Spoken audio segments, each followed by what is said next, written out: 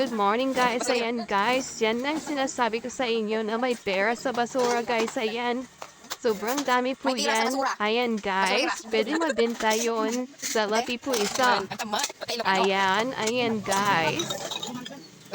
Sobrang dami po naming basura pero magiging pera yan guys. Yung sinasabi ko sa inyo, mag-ipon kayo ng basura niyo.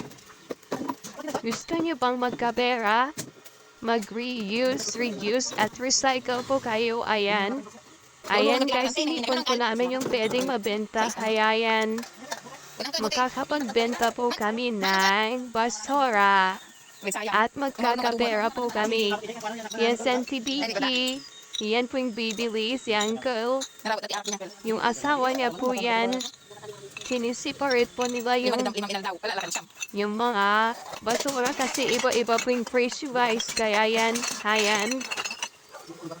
Yung buti iba po, yung lata ba yung landok? Ha?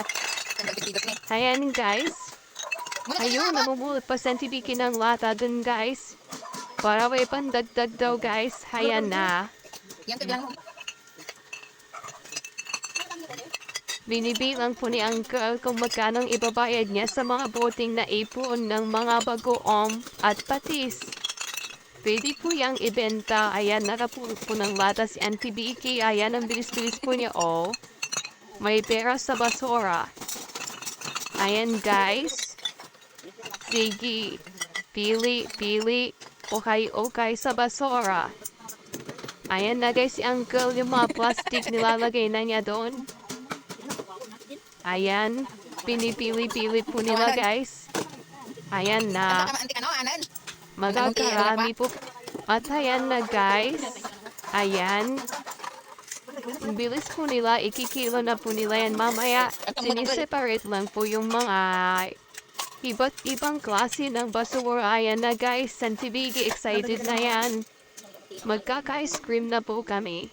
Ayan na guys, ikikilo na ni Uncle. Ayan. Ikilo na niya. Oh, nagkikwenta pa. Oh. Ayan guys, nag-mathematician na po si Uncle. Ayan na. Ops, kilo ulit. Mathematician talaga si Uncle. Magaling magkwenta guys. Pop. Oh. Sige, kilo. Oh, excited si NTBK. Masaya siya kasi may pera siya. Oh. Ayan na. Yung plastic na. Hindi kasha. Hulog dami. Pero mura lang yan, guys. Chris lang ata isang kilo yan. Hindi po, saor yung kilo ng kilo.